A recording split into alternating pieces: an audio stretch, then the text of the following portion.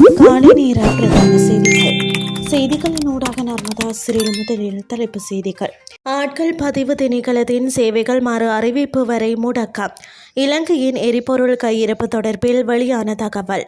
Iran மீதான தாக்குதல் கெடு மேலும் நீடிப்போ, ட்ரம்பின் அதிரடி அறிவிப்பு. இனி விரிவான செய்திகள். ஆட்பதிவு திணைக்களத்தின் ஒருநாள் சேவை உட்பட அனைத்து பொது சேவைகளும் இன்று முதல் மறு அறிவிப்பு வரும் வரை இடைநிறுத்தப்பட்டுள்ளது. நேற்று பிற்பகல் 1:30 மணிக்கு திணைக்களத்தின் கணினி அமைப்பில் ஏற்பட்ட திடீர் கோளாறு காரணமாக இந்த முடிவு எடுக்கப்பட்டுள்ளது. அமைப்பு சரி செய்யப்படும் வரை அனைத்து சேவைகளும் இயங்காது என்று ஆட்கள் பதிவு திணைக்களம் அறிவித்துள்ளது. எதிர்வரும் மே மாதம் வரை நாட்டுக்கு போதுமான அளவு எரிபொருள் கையிருப்பில் உள்ளதாக பெட்ரோலிய கூட்டுத்தாபனத்தின் முகாமைத்துவ பணிப்பாளர் மயூர நெத்திகுமாரகே தெரிவித்துள்ளார். அத்துடன் இலங்கை எரிபொருள் தேவைகளை பூர்த்தி செய்யும் வகையில் மேலதிக எரிபொருள் கப்பல்கள் நாட்டை வந்தடைந்துள்ளதாக இலங்கை பெட்ரோலிய கூட்டுத்தாபனம் அறிவித்துள்ளது. இதுகுறித்து மயூர நெத்திகுமாரகே மேலும் தெரிவிக்கையில் 35,500 மெட்ரிக் டன் டீசலை ஏற்றிய கப்பலொன்றும் நேற்று நாட்டை வந்தடைந்துள்ளதுடன் அதில் உள்ள எரிபொருளை தரையிறக்கும் பணிகள் ஏற்கனவே ஆரம்பிக்கப்பட்டுள்ளன.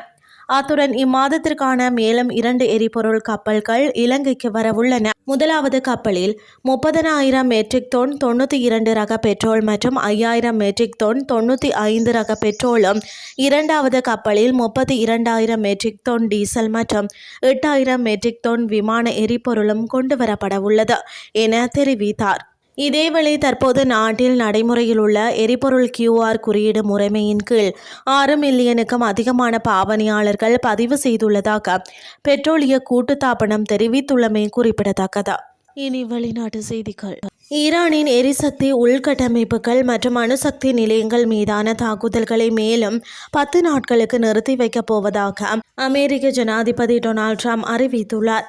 இதன் அடிப்படையில் ஏப்ரல் 6ஆம் தேதி வரை தாக்குதல்களை நிறுத்தி வைப்பதாக அவர் குறிப்பிட்டுள்ளார். தெஹ்ரான் விடுத்த விசேட கோரிக்கையின் பேரிலேயே இந்த நடவடிக்கை எடுக்கப்பட்டுள்ளதாக அவர் குறிப்பிட்டுள்ளார். தனது ட்ரூத் சோசியல் தளத்தில் இது குறித்து பதிவிட்டுள்ள ட்ரம்ப், ஈரானுடனான பேச்சுவார்த்தைகள் மிகவும் சிறப்பாக நடைபெற்று வருவதாக தெரிவித்துள்ளார். போலி செய்தி ஊடகங்கள் கூறும் தவறான தகவல்களுக்கு மாறாக ராஜதந்திர ரீதியிலான நகர்வுகள் முன்னேற்றமடைந்து வருகின்றன என அவர் சுட்டிக்காட்டியுள்ளார்.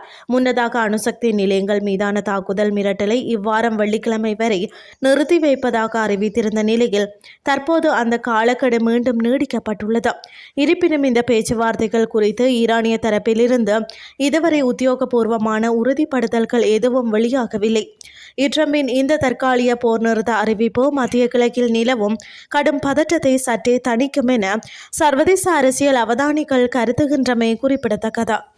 இத்துடன் செய்திகள் யாவும் நிறைவடைகின்றது. அடுத்த இரவு 8:30 எதிர்பாருங்கள். நன்றி.